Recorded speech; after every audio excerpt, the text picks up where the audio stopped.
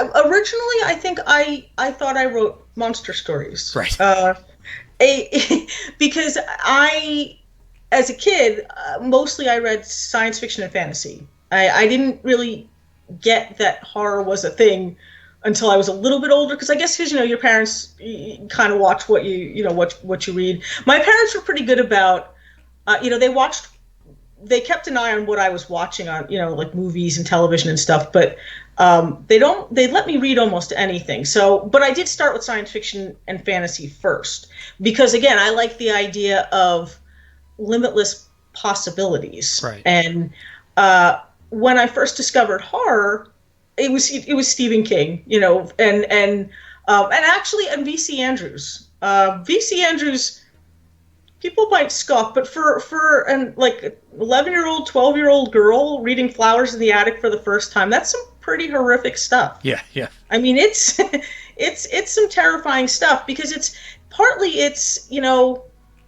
I think when you're a little girl, people are, whether they realize it or not, and I'm not sure that it's so much with these new generations, but it definitely was when I was growing up, that people raise you to believe that, you're kind of always in danger. Little girls, they have to watch what they say. They have to watch how they dress. They have to watch who they're alone with, or where they're going by themselves at night. And so horror was sort of an innate thing that you just kind of accept as part of life, I guess. This idea that people do bad things to other people.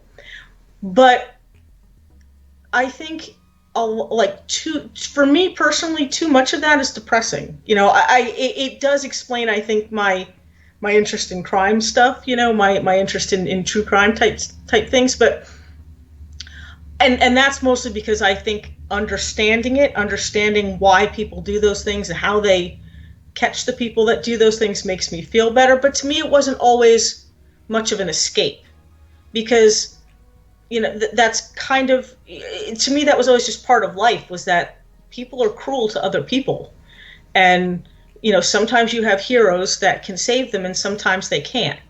So I liked writing monster stories because I felt like it was a different kind of control that I was giving back to people in the stories, that they were fighting something that was maybe representative of these psychological issues and these horrific crimes that in real life sometimes there's no justice for. Right. And I didn't realize it was cosmic horror until till long after I started reading Lovecraft. I started reading Lovecraft, and then I had heard him referred to as cosmic horror. And I thought, And then when I looked up what they meant by that, I was like, this is exactly what I want in horror. It's got themes that I understand. It's got transcendence and transformation. It's got the idea of worlds beyond worlds. It's really this sort of fluid genre of limitless possibilities. It's everything to me that is fun and exciting about fantasy and science fiction and horror all combined, because it's a little bit of all of that. And I like that. I like that idea. I think that Lovecraft was somewhat rigid with it. Right. And I think that had to do with his personality and his hang-ups, and also what he thought literature was at the time. Mm-hmm.